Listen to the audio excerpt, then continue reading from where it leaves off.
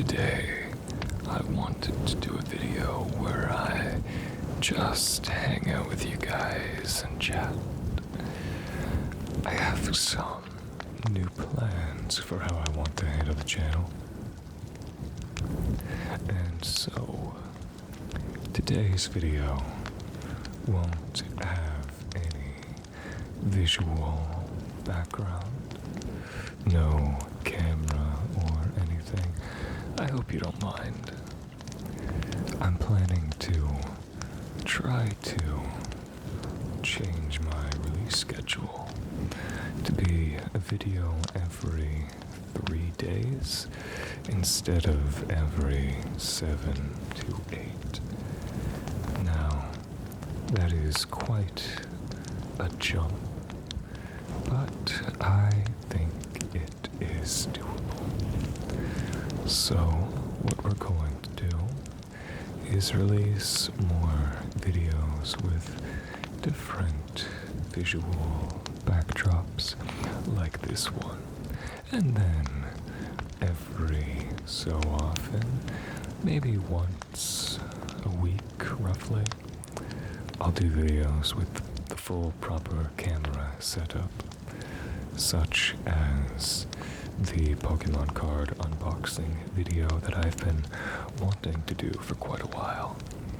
And believe me, I haven't forgotten about that video.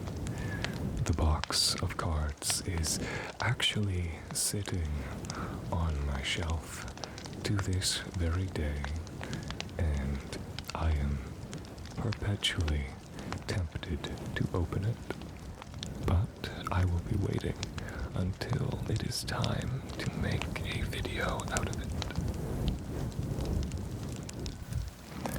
And the reason that I haven't made a video out of it yet isn't because I've been too busy. Well, I have been too busy, but that isn't the reason. You see, to make this video, I need a ring light, but my old ring light has broken somewhat recently. It kind of gave out after years of use, and, well, I've been trying to find a new one, but in the city I live in, it isn't very easy to get things like that.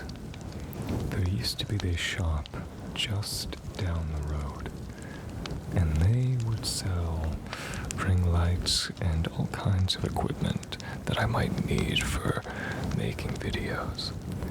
But it seems that the very moment that I need some, they've completely run out of stock. And I don't think they know when they'll be restocking. So I'm trying to find a reasonably priced ring light online.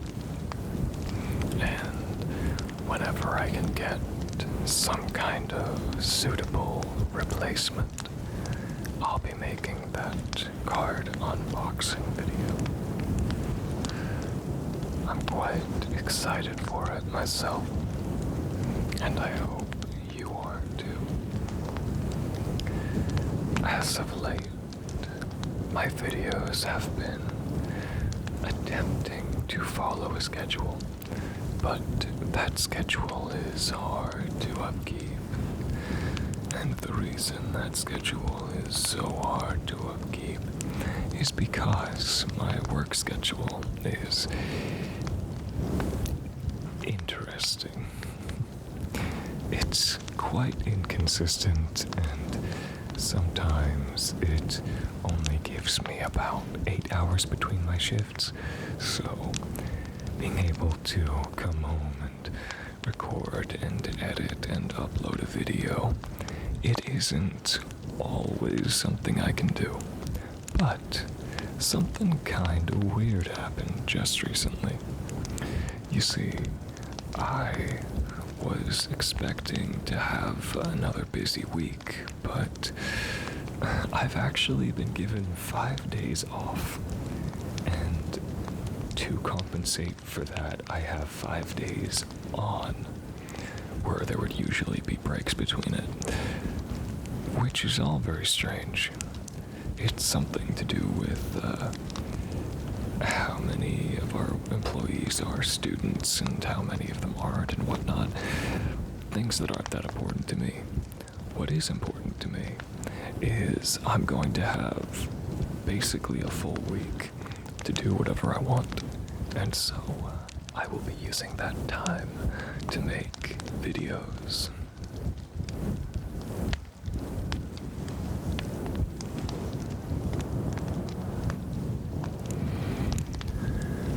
And I'll be able to upload those videos on a schedule. So that way, when I become busy again, and I don't have quite as much time, I'll have a stockpile of videos prepared that I can just send out to you guys. So that's gonna help while I try to figure out how I want to do things. Making these videos is quite fun, so I'm more than happy to. And I hope you guys are enjoying them as well.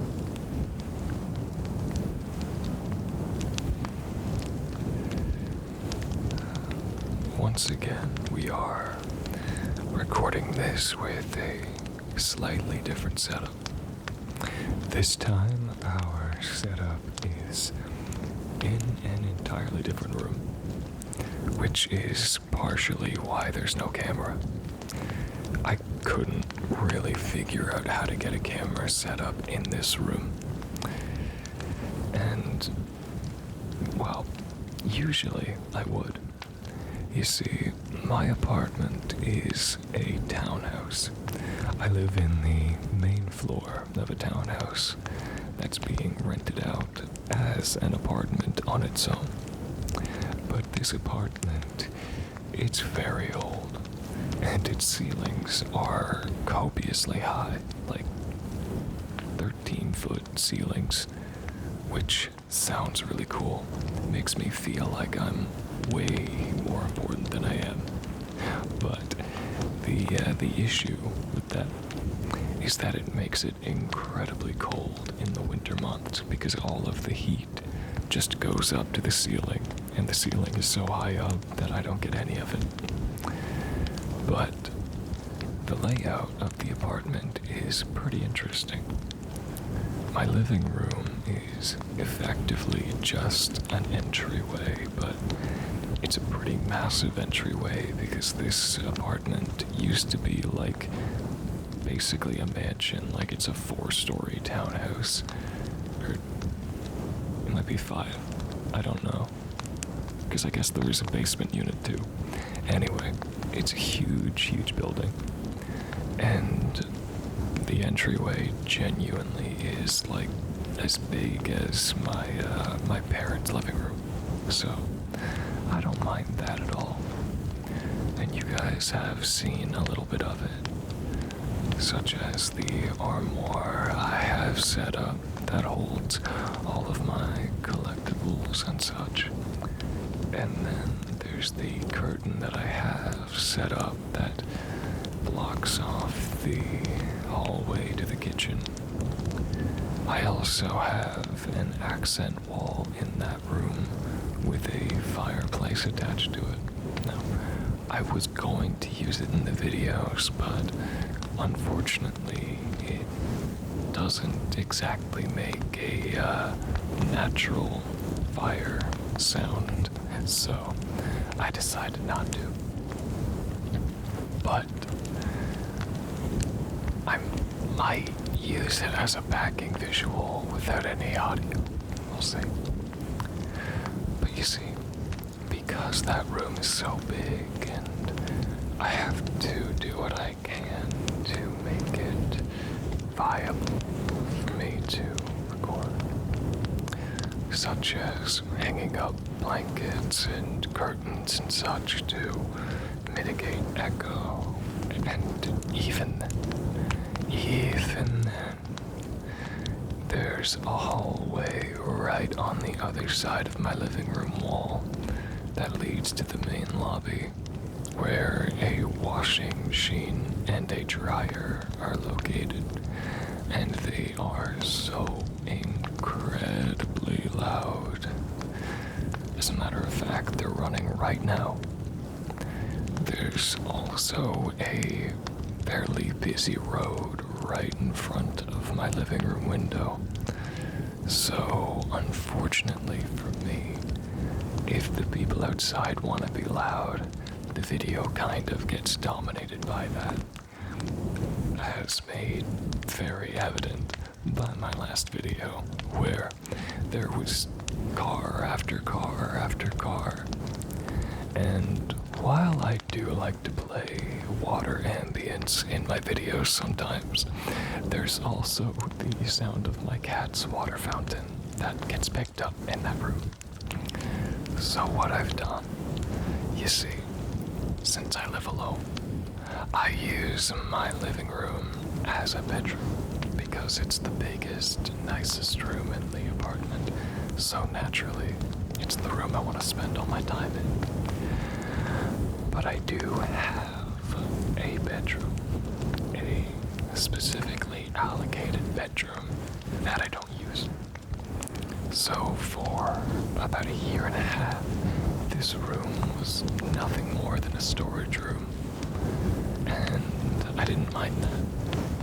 I typically just put cardboard boxes in here and like old clothes and totes and such, and well, I never came in here. There is a little balcony attached to the bedroom, though I don't often go out there either. However, I figured that this room would be kind of perfect for recording ASMR. It's a small, quiet room. It's at the very back of the building, so you're not likely to get very much background noise. It's pretty far away. There's like a hallway and then a bathroom and then a wall between where I am right now and where the washer dryer is. So all around, this is a pretty good spot, and I like it for that. However, there is one little complication. At the moment, I actually have a friend of mine who lives about an hour and a half, maybe 2 hours outside of town. And he currently has a work term here in the city, and he was looking for somewhere to live. And I was like, oh, yeah, sure, you can just come use my spare room. And so he's been staying with me for the past few weeks, and he's gonna be here for a little over a month more, I believe. The thing is, now that I have this room allocated to somebody else, I can't really come in here and turn it into my ASMR recording studio. So maybe after he leaves, I'll consider that. But I'm also looking at moving around the same time, so probably won't do a whole lot with this room after the fact. But at the moment, there's a long weekend, and for the long weekend, he has gone back out of town. So I'm currently sitting at the desk we set up for him, and I'm just recording here with my Blue Yeti and my phone that I use as a recording device. And honestly, I didn't really realize it because, you know, it's his room. I don't really come in here very often, but he has some really cool stuff just sitting in here. I've always liked this room, even though I rarely ever use it, but it looks pretty nice in here right now. I've got a silly little like IKEA clock on the wall, and there's a Coca-Cola crate, like wooden Coca-Cola crates that are put together into a shelf, which sounds really like ghetto and bad, but it was actually made in like the 90s by a carpenter, like relative of mine, so it's actually pretty cool, even though I've never drank a Coke in my life, or a Pepsi. I don't do like soda or anything like that, but it's a nice little room. The only thing I've really used it for in the past, other than letting people like stay here, is I'll leave like various types of bird feeders in here, and then I'll take them out and I'll put them on the balcony and just kind of sit there bird watching. That's about it though. But and I should mention, I did take all the stuff I was storing in this room out of the room and into a different closet. So I don't have people living in a storage room. I had a bedroom that I turned into a storage room, and then I turned that back into a bedroom, and now it's a proper guest room. But what I've done is I've come in here, and I can't really set up a microphone stand in here. So what I've done is I've taken some of his Nintendo Switch game cases and I've just piled them on top of each other to make a mic stand. And he's got like a fancy gaming computer in here that is a lot better than mine. But one thing I never noticed is his keyboard. Now, I almost want to show you a picture of it. Maybe I will. Maybe I won't. I don't know. But it's this white keyboard with fully custom keycaps. And one of the keycaps is like a 3D printed Alolan Vulpix face, if that's a Pokemon you like. In my case, that is one of my top 5 favorite Pokemon, Alolan Vulpix. I love that one so much.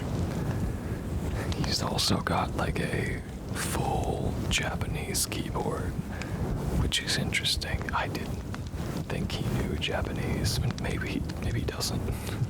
Maybe he's just a weeb. I don't know. But it's pretty cool.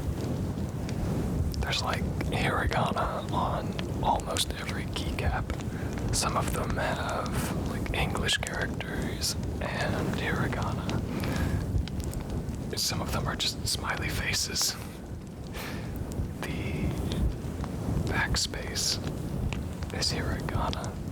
The enter key says very cool in like a Hot Topic font. I need to ask him where he got this.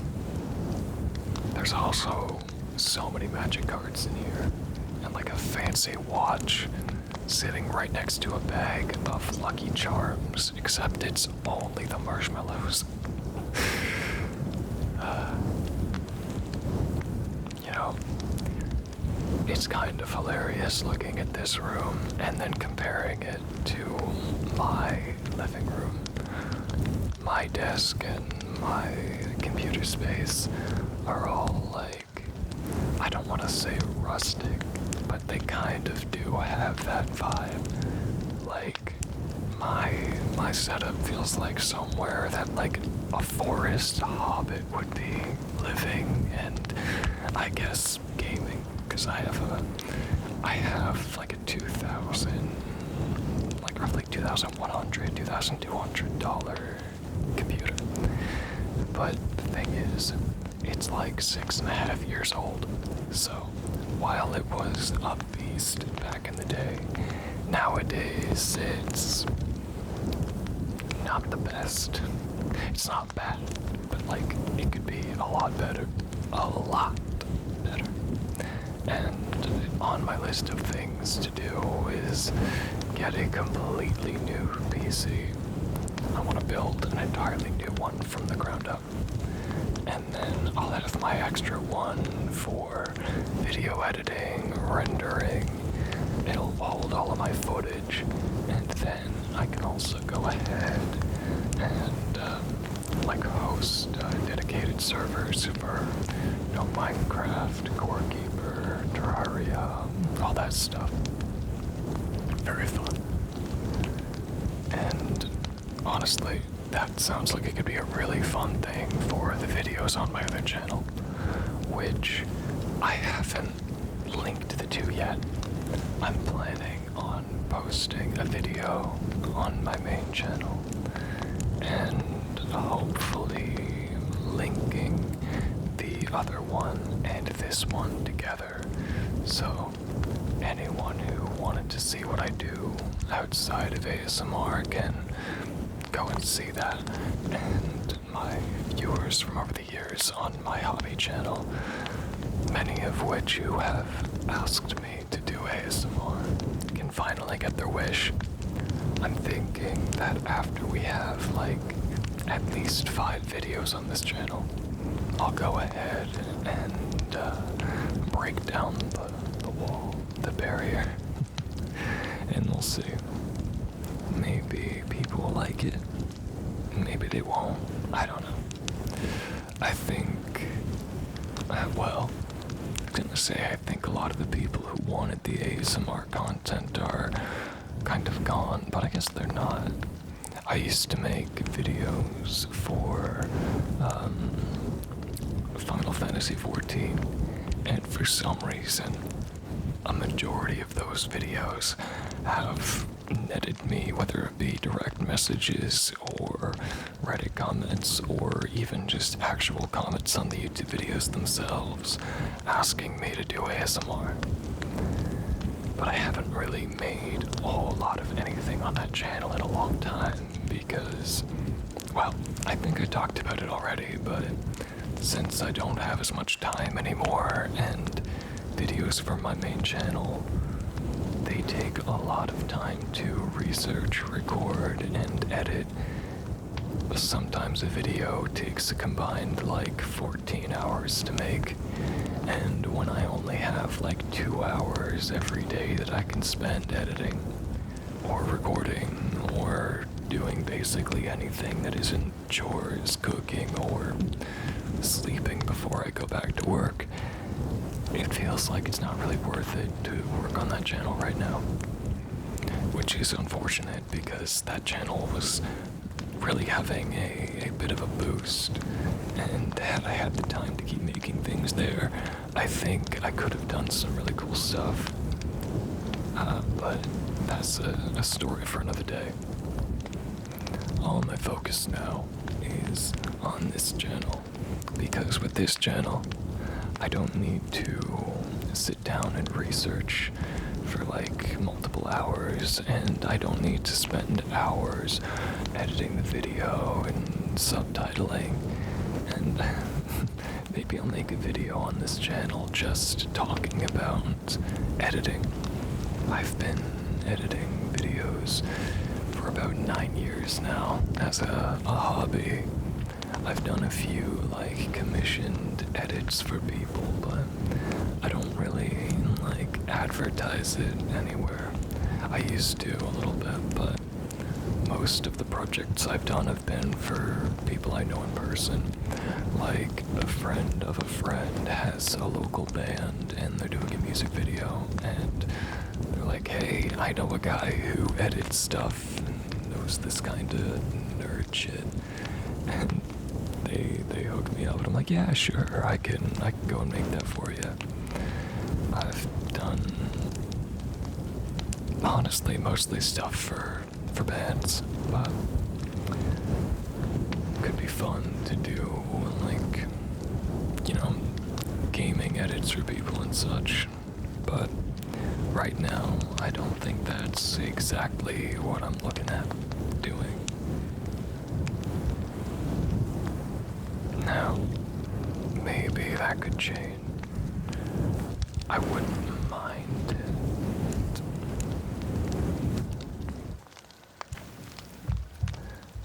Making hobbyist videos on YouTube is it's really fun. It's a rewarding way to indulge in your hobbies, whatever you're really into in the moment at the time, and see other people from all over the world interact with and resonate with it. Like, I was making a couple videos where I was sort of teaching people mythology, but also making theories about upcoming releases for games that I liked, which ordinarily, that's the kind of stuff I would just info dump my friend and just force him to sit and listen to it. And he would just tolerate it because he's known me for also about 9 years actually, or might be going on 10 years now actually, I'm not sure, but somewhere in that area. And he's just like, alright, I guess we're just gonna pretend to care about whatever it is that Vaunted is interested in now. But then I put it on YouTube, and you get such a big resonating audience with it. It was to a point where one of the videos I made was on an upcoming game release, and when the trailer for that release came out, my theory came true, and there were people mentioning me in the comments, and I'm not like a big YouTube channel at all, not even slightly. I don't make enough videos for that, but just the feeling of being like, man, people really liked my theory that I spent hours mulling over and fact-checking. That was really cool.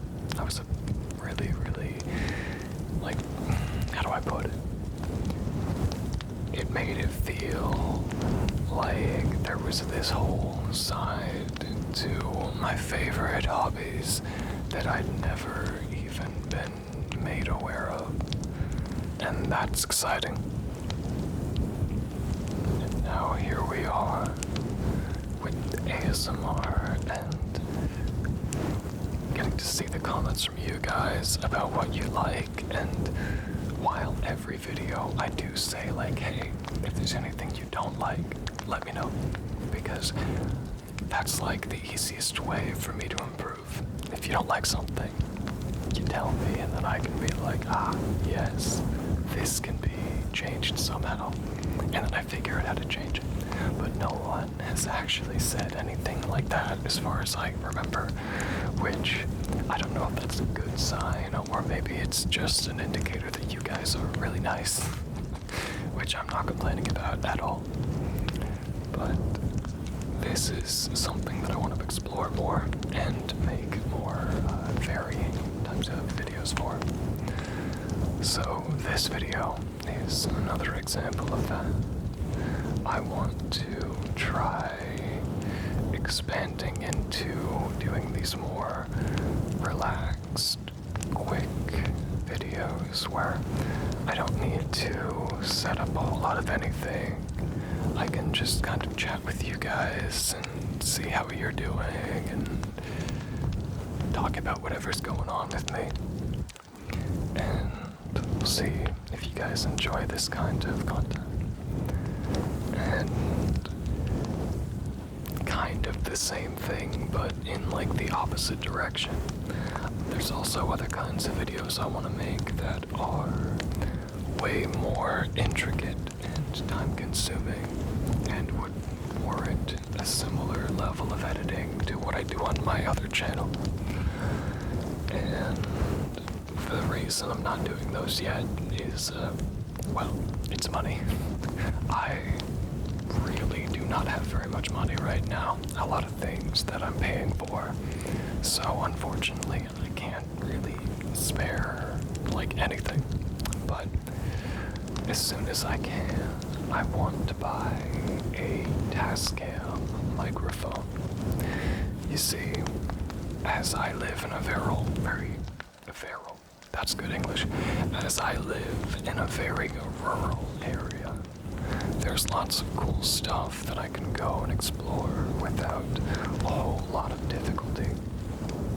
So what I would like to do is take a friend with a camera and go out with a Tascam and do some rural exploration and turn that into ASMR. You know, like wildlife, ocean ambience, because I do live right next to the ocean. Like, it's a 5-minute walk away from me. There's all kinds of cool stuff not too far away, and I think it could be very, very fun to take a Tascam and a camera out there and see what kind of cool sounds and interesting nature and is open world triggers the right thing to call that. I mean, that sounds kind of goofy to me, but that's the plan. That is the plan. Maybe I could get on a boat. There are some tour boats around that, truthfully, I haven't been on a tour boat since I was like probably about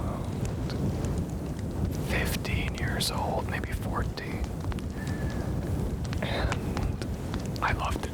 I absolutely adored the experience, but I haven't been on one since because, well, simply put, they're very expensive. It's like an hour trip or something. It's like $50 or more, which I'm sure to some people is nothing. Like, I was working at a local market recently and some lady came in looking for one item and then spent $500, so I guess $50 isn't that much to many people, but to me, it's a lot. When I was on that tour boat, even though it was so long ago, I do remember quite a lot of it. Our tour guide was a genuinely inspiring person. He said he started working on the tour boat just as a quick summer job, but he found out that this was what he wanted to do with his life, and he stayed there for at least a decade on that boat.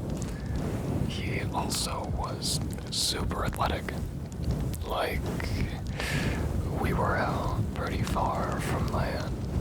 Like, you couldn't see any landmass in any direction at that point.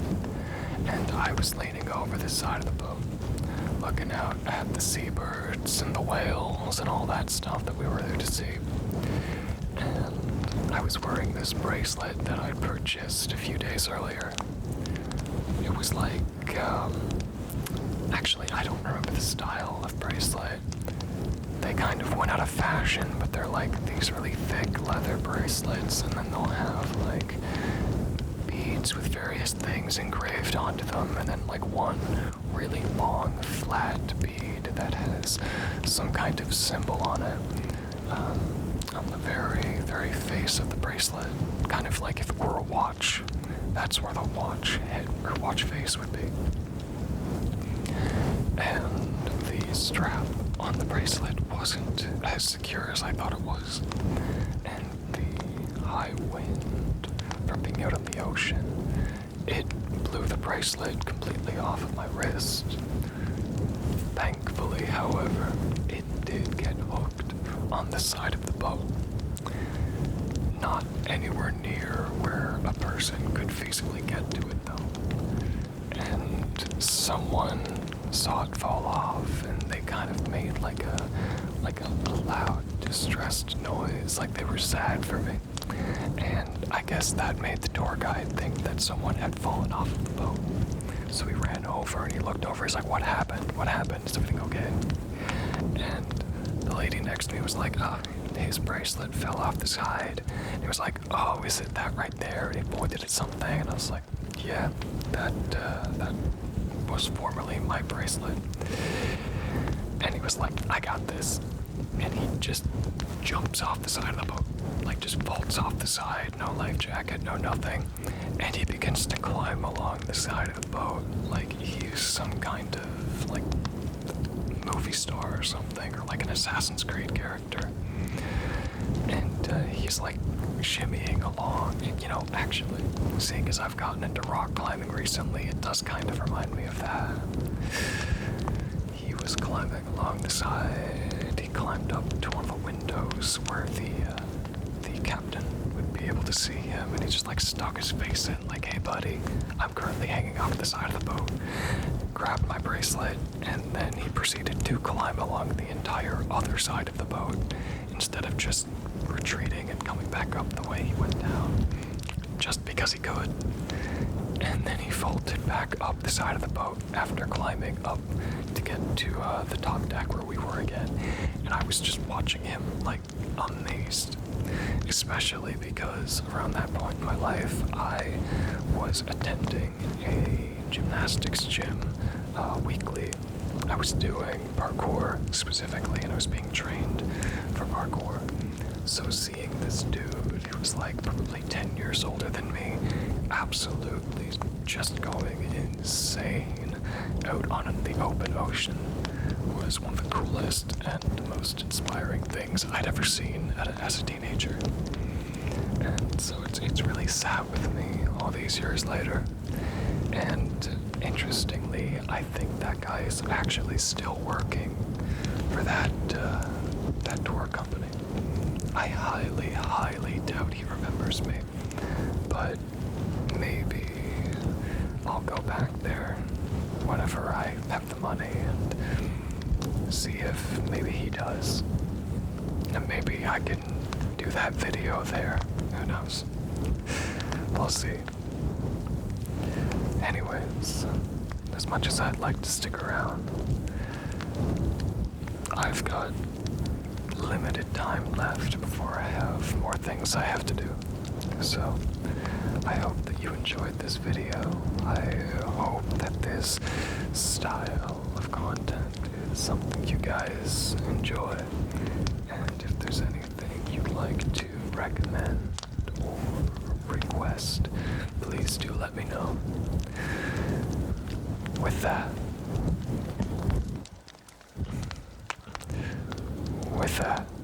I have been Vaunted ASMR. I hope you have a lovely rest, or study session, or whatever it is that you're doing today. And I will see you next time. Fare thee well, and rest well.